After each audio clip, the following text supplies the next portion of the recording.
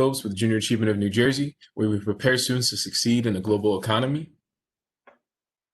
Hi, I am Suwan Kim. I'm Internal Audit Director in Merck. Merck is pharmaceutical companies located in the New Jersey and Pennsylvania in the USA for the office-wise. I'm very happy to be in JA events and also share my story with you guys. Suwan, thank you for taking the time to sit with me for a little bit and share some insight for our students and leading the audit team. You're the final of 9 to 10 videos, so thank you for putting this together and working with us. But to start describing your job story, you can touch on any different jobs you've had and maybe how that has gotten you to your position now at Merck. Sure. Maybe I can start from my education. I'm from South Korea, so all my study is in the Korea. I studied about business and finance, and I had a very unique job experience. I had an internship in Thailand, Bangkok as well. In our school, we had an internship program we call exchange program. So I participated, and then I had opportunity to work in outside of Korea. That was my really first international experience working with a different background of the people and both in different culture. So yeah, I was very pleasant time. I had a very pleasant time with different people and learning different things, and I enjoyed that time. And then my first job was really MSD Korea. So that is the affiliates of the Merck headquarters in USA. So we have different offices globally. So we call MSD. And my first role was in the accounting team. So I don't know if you heard about what is accounting. Is the tie the numbers and prepare our final statements at the end of the year. So I was working in the accounting team and working for the monthly closing. And moved to the compliance organization. So in finance organization, there are also multiple different roles, and I hope you can explore more different opportunities and even in the one organization. So I had a chance to work in compliance and working with different people in the company, like sales and marketing, and even the legal team, and also more senior people to explaining why we need to have this program and remediating some kind of the risk for the company. So there's a lot of work and analysis, but I really enjoyed that experience. Very different from accounting, but it helps. So your work, any work you've done, really helping for your next movement. Then I moved to the internal audit. Before pandemic, we used to travel a lot. So my job back in Korea, I traveled every month. So it is a lot of work, but I really enjoyed working with different people and exposed to different culture. Then I finally moved to the USA 5 years ago in 2015. So it was also a big change in my life. Although because of this, my job very international. So I work in English in the office, but my native tongue is Korean. So whenever I have an interview with other people, I have to listen very carefully.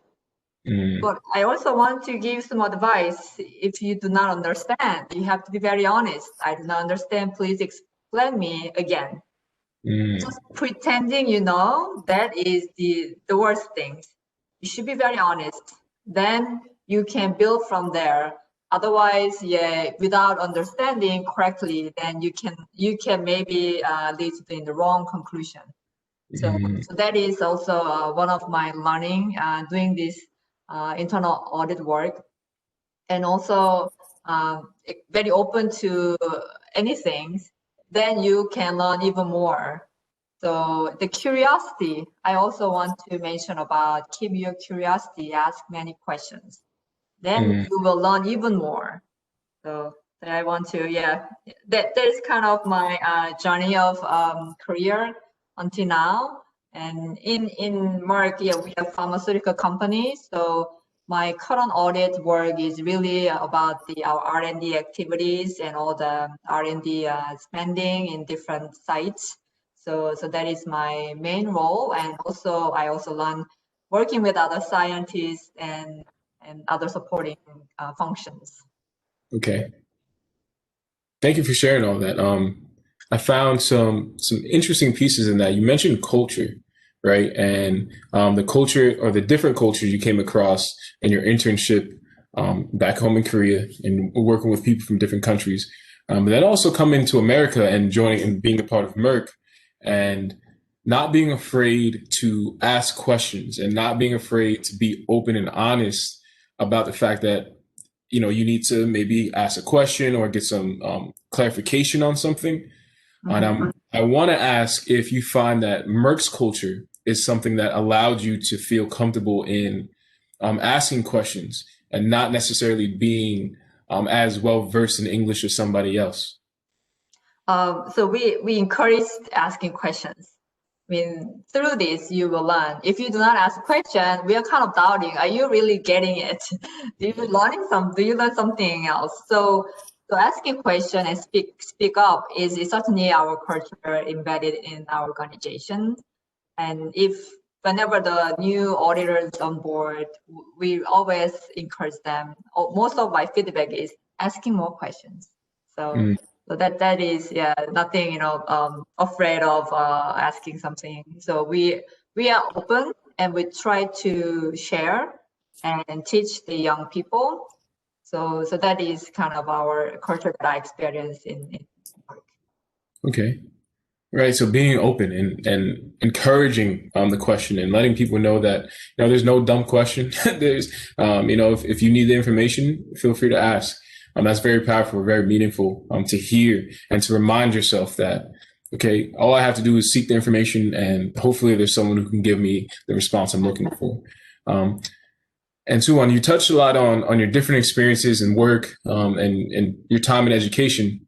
And I want to ask you if you've always had an interest in the pharmaceutical industry, or if you have an interest in science, and this is what led you taking this role, or is it more of a finance position that you wanted to work in and found yourself in the pharmaceutical industry? Yeah, very good question. So when I was studied in Korea, I wanted to work for multinational companies. So when I say multinational companies, you probably do not understand why, because a lot of companies in the US, they are multinational companies. They have branches in different countries. When I live in Korea, so there is kind of big difference. There's a big conglomerate company like Samsung and LG, and all just really Korea-based companies. Yeah. And they're multinational company. Their headquarters will be in the USA or in Europe, but they have branches in company. But the reason why I wanted to work for multinational company is because of the culture, because they are more equally treat men and women. Because back then, in Korea culture is really like man dominated. So I want to be in the place the woman is also treated equally. So that's why I really main driver to work or select the Merck back in Korea for my first career. And also I studied in finance. I wanted to work in finance in multinational company. That was my goal when I searched for the first job. Right. So setting a goal for yourself and, a bar you set for yourself in terms of what you're willing to accept and not accept from your workplace, right? And wanting to feel respected and want to feel included. That's very powerful and very important for people to think about as they're deciding where to work. You don't want to be unhappy. You don't want to feel like who you are is not being respected and accepted. So thank you for sharing that. That's, something we can definitely use and build on with that. Yeah. Now, yeah, one thing I want to give some advice wise, I am writing everyday diary at the end of the day, like daily journal. Okay. Once it's very helpful. I mean, for a while, I stopped doing that, and I pick up recently, like 3 years ago, and writing my diary. So it's kind of good time to reflect your day, and then you think about how was my day. It is a positive day. So in my diary, there's a lot of plus minus. I have some category and then I scored it. So today is 5. Today, maybe also yesterday is even 10. I want to make my day positive. I don't want to be a like negative day. So that is kind of my way to evaluate today's what did I do, and did I really connect the people, like social part, and am I was more sustainable environmentally? It means did I really make any waste, and did I really good at it? So I'm really also environmental sustainability is the important part. We need to more work on it for our planet. So then climate change. So that is the one thing I'm really interested in, and then try to be a good citizen to the earth. So that is also one of elements I also think about my day, and also the work-wise and study and reading books, and also personal meditation. Yeah. So many things you can do within a day, but without think about what I did, and then make that and moving toward your tomorrow's plan. So I think that's exercise really make your life. There is always saying like each dot really make the line. So every day really make your a year, and 10 years, that makes you who you are. Yeah. So I really want you to spend today well, and then that makes tomorrow even better. Yeah, I want to share with that.